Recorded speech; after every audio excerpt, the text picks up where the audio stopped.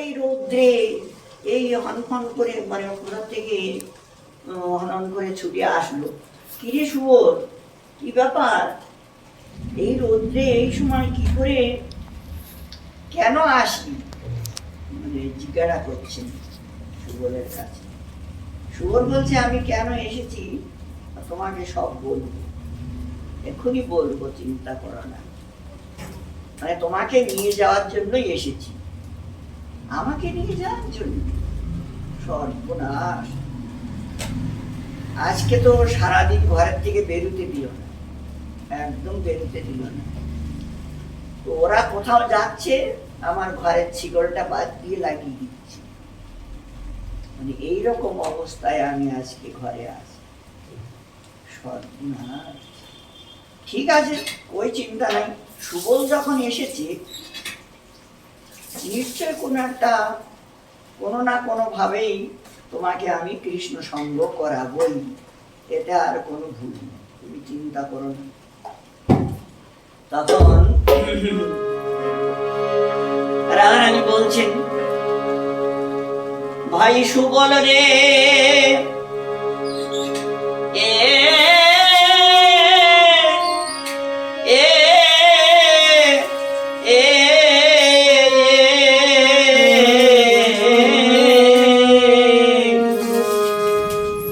আমি যে বাঘিনীর ঘরে থাকি, আমি জোর করে নিঃশ্বাস ফেলতে পারি না, কৃষ্ণ নাম বলতে পারি না, গোবিন্দ নাম বলতে পারি না। আমি কেমন করে কৃষ্ণের সঙ্গে এখন যে কোনো মতেই সম্ভব। আমার তো মনটা বলছে কিছুতেই হবে না। তবে তুই কেন এসেছিস সেই কথাটা বলবে। আরে ও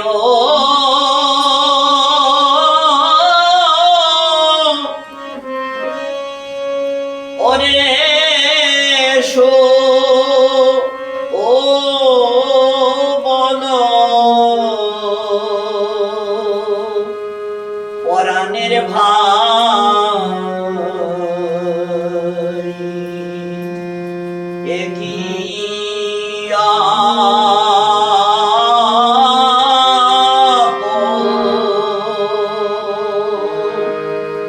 একই অপরূপ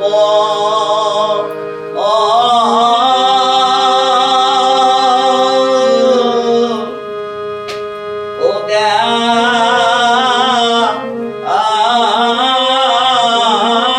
দেখা।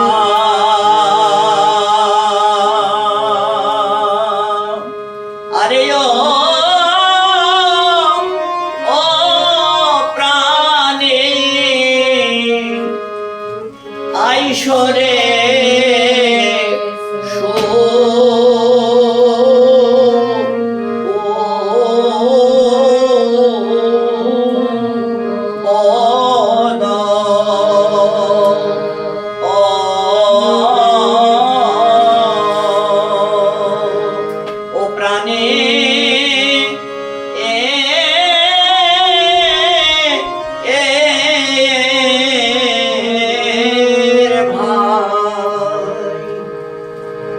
ওরে বলে বল তোর সখা, তোর সখা কেমন আছে ওরে সুবল, কোন বনে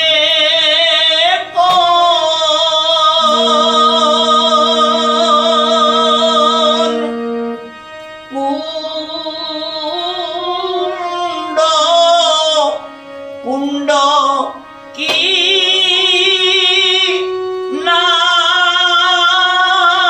রে, ওরে বল বল সুবল,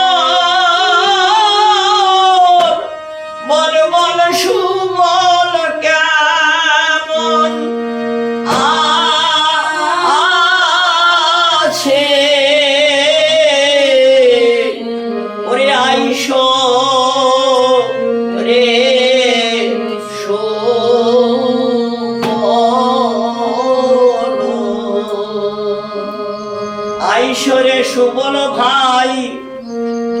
সুবল প্রাণের ভাই।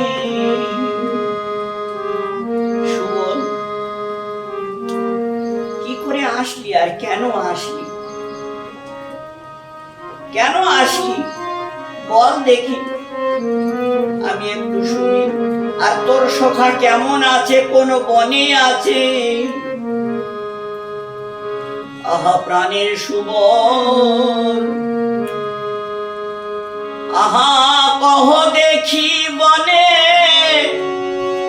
আছে সে কেমনে? কহ দেখি বনে আছে বাকে মনে। সুবল কহ দেখি বনে আছে সে কেমনে?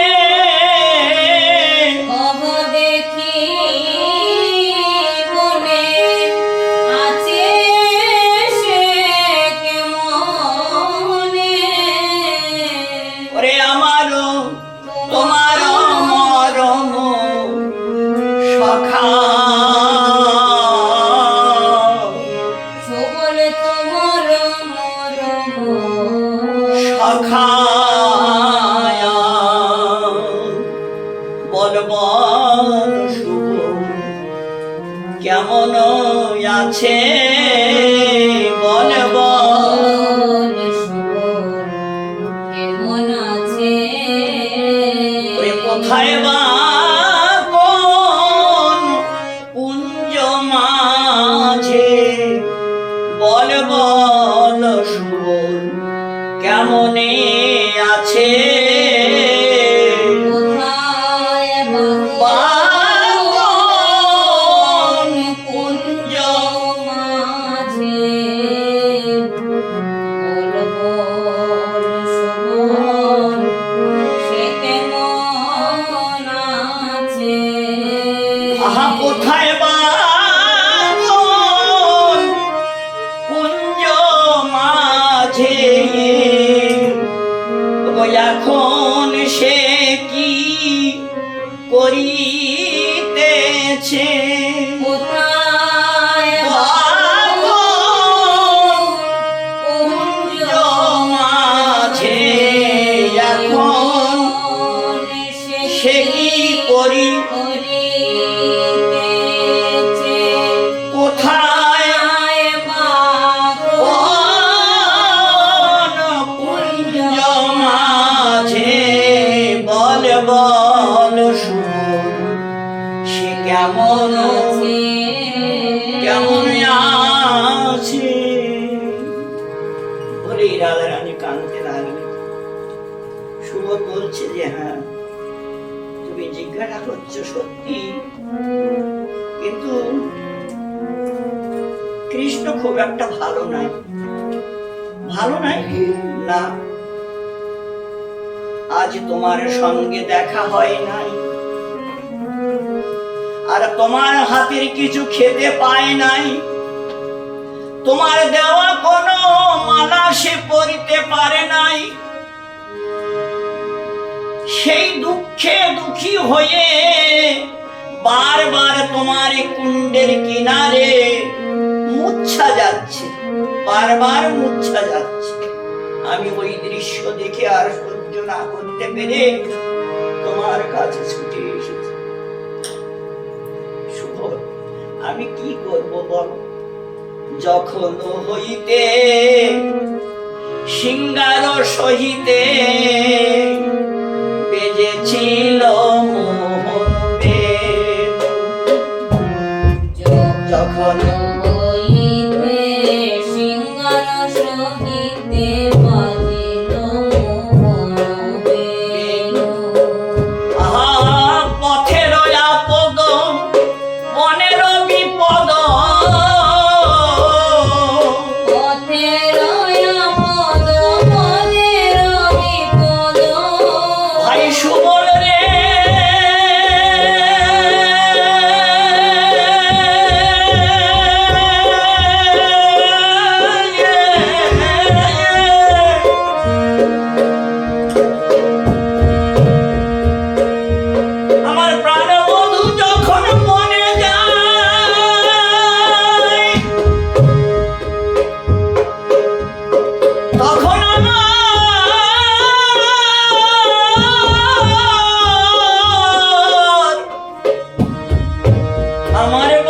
ভয়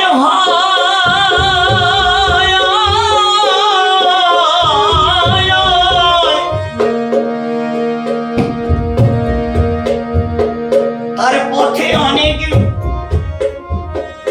মনে অনেক কিছু অশান্তি ভোগ করতে হয়। বারবার কংসের অসুরগুলো এসে তাকে দুঃখ দেয়। সেই কথা মনে হলেই আমার হৃদয়টা ভয়ে কেঁপে ওঠে। আহা পথের আপদ মনের বিপদ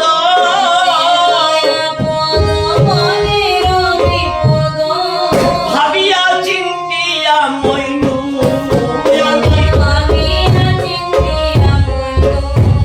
আমি ভাবিয়া চিন্তিয়া মইনু ও ভাবিয়া চিন্তিয়া মইনু কি করব উপায় নাই। আহা আমারও ঘর অতি বহু দূর অতি বহু দূর তাই যুবতী কুলবালা বালা ঘরের বাহির অতীব দূর তাই যুবতী কুলবালা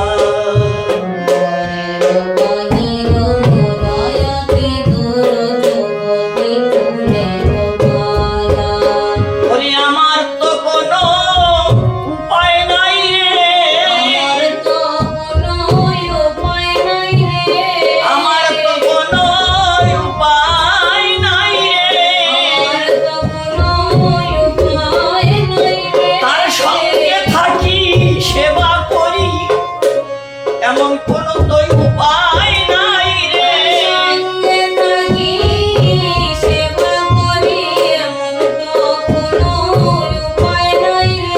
আমি সঙ্গে থাকি সেবা করি আমার ঘরে বাইরে সবই ওরি আমার ঘরে বাইরে সবই ওরি ওরি এমন তো কোনো উপায় নাই রে আহা সুবল রে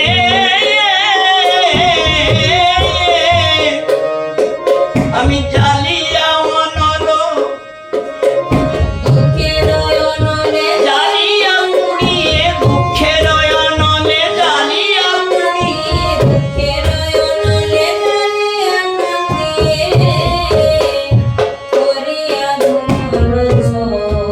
ধোঁয়ার ছলা আহা পরিয়া ধোঁয়ার ছলা গো আমি তো এমনি কাঁদতে পারি না, কৃষ্ণ বলতেও পারি না, গোবিন্দ নাম নিতে পারি না, শ্যাম নাম নিতে পারি না। মানে কোনো একটা ছলনা করে আমাকে ওই নাম নিয়ে কাঁদতে হয়। যেমন শ্যামা সখী আসলো, এই বলি আয় রে শ্যামায় আয় রে শ্যামা আয় রে শ্যামায় আয় রে শ্যামা তোর বিনা প্রাণ বাঁচে না আয় রে শ্যামায় আয় রে শ্যামা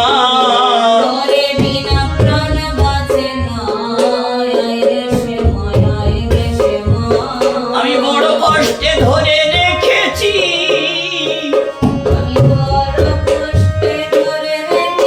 আহা বড় কষ্টে ধরে রেখেছি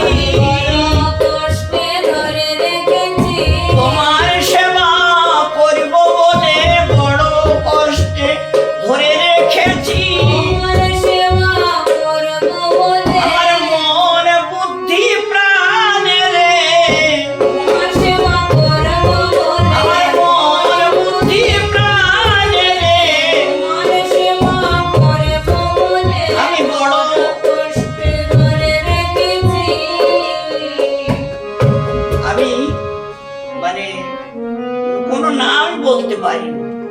আর একটু যদি কাঁদি, এই কৃষ্ণের জন্য কাঁদছে, আজকে যেতে পারি তার জন্য মানে কিছু না কিছু একটা অজুহাত অবশ্যই তারা বলেই।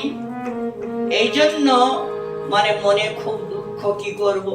তা আমি মানে কোনো একটা ছলনা আর কি, যেমন ধোঁয়ার কোনো ভিজে কাঠের উপরে আগুন দিয়ে দিলাম, সময় ধোঁয়া হতে লাগলো, তো ওরা ভাববে যে ধোঁয়া লাগছে, এই জন্য চোখ দিয়ে জল পড়ছে।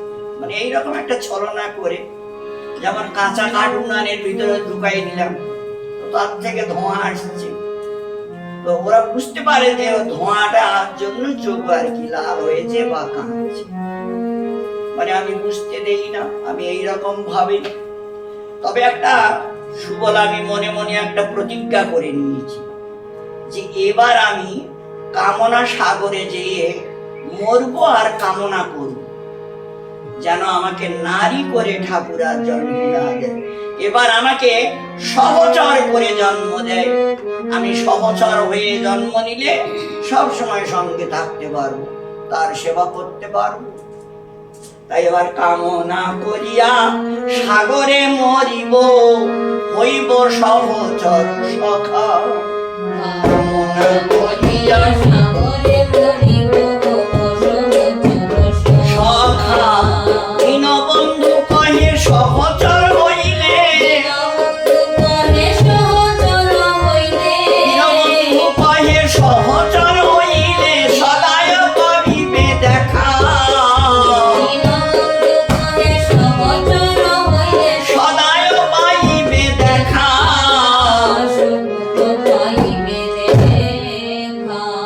সতত সবসময় দেখা পাবে, সবসময় সদাই সঙ্গে থাকতে পারবে। সহচর পদকবি আর কি বলছে, সুবল বলছে, দেখো রাধারানী, সেবা সবাই করছে, সেবা সবাই করে, মানে যারা এই শান্ত, দাস্য, সখ্য, বাৎসল্য, মধু, মানে সবাই সেবা করছে। কিন্তু তোমার যে সেবা, তুমি যে সেবাটা করে ঠাকুরকে সুখ দাও, কৃষ্ণকে সুখ দাও, এইরকম সেবা করে কেউ সুখ দিতে পারবে না। এইরকম সেবা করে কেউ সুখ দিতে পারবে না। তুমি যেমন ভাবে সুখ দাও, এরকম কেউ পারবে না। তাই এই সেবাটা হলো সবচেয়ে শ্রেষ্ঠ সেবা। এই শ্রেষ্ঠ সেবাটা ছেড়ে এই কনিষ্ঠ সেবাটা চেয়ে নেওয়া বা কনিষ্ঠ সেবার ভিতরে মনটা ঢুকানো, এটা কিন্তু একদম ভালো না, একদম ভালো নয়। তুমি যেখানে আছো সেইখানেই উত্তম, আর এইটাই উত্তম, এর উপরে আর কোনো উত্তম নাই। দেখো না, আমাদের জন্য এইরকম কাঁদে কোনোদিন কৃষ্ণ, কই অজ্ঞান হয়ে যায় আমাদের জন্য কাঁদতে কাঁদতে? কোনোদিনও হয় না। কিন্তু তোমার জন্য কাঁদতে কাঁদতে অজ্ঞান হয়ে যায় কেন? তোমার যে এই অবয়ব, তোমার যে শরীরটা, সমস্ত সব কিছু দিয়ে তুমি যে কৃষ্ণকে অর্পণ করেছো, কৃষ্ণ সেবা করছো, মানে এর উপরে আর কোনো সেবা হয় না। এটা হলো অতি উত্তম সেবা। হাসিয়া সুবল কহে শুনো বিনোদিনী, হাসিয়া সুবল কহে আহা তোমারে আনিতে ধনী আসিয়াছি আমি, তোমারে লইতে আহা তোমারে লইতে ধনী আসিয়াছি আমি।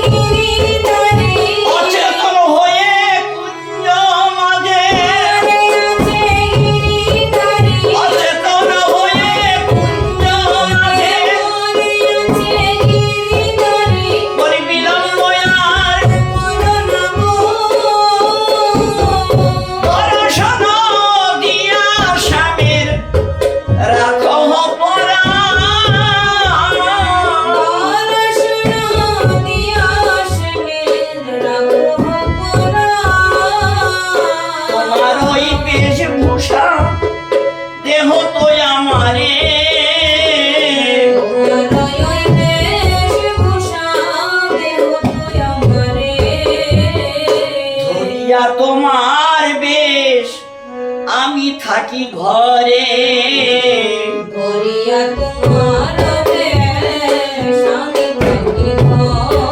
আহা ধরিয়া তোমার বেশ আমি থাকি ঘরে, ধরিয়া তোমার বেশ আমি থাকি ঘরে। আহা দীনবন্ধু দাসে বহে বড়য় উল্লাসিত হিয়া দীনবন্ধু দাসের বলো। উল্লাসিত হিয়া আহা মনের দুঃখ দূরে গেল ও কথা শুনিয়া, মনের দুঃখ দূরে গেল এ কথা শুনিয়া। আহা মনের দুঃখ দূরে গেল ও কথা শুনিয়া, মনের দুঃখ দূরে গেল এ কথা শুনিয়া। রাধারানী মানে কিছুটা সুখ তো পেয়েছেন অবশ্য, কিন্তু এখন সুবলকে নিজের বেশভূষা পরাই দিতে হবে, সুবলের বেশভূষা নিজে পরতে হবে। এখন এইটা আর কি দুই ভাই বোন আর কি মিলে ওনারা রাধারানীকে সুবল করে সাজিয়ে দিলেন, আর সুবল এই রাধারানী সুবলকে নিজের বেশভূষা দিয়ে সুন্দর করে সাজিয়ে দিলেন। আগামীকাল আবার আমরা আসলে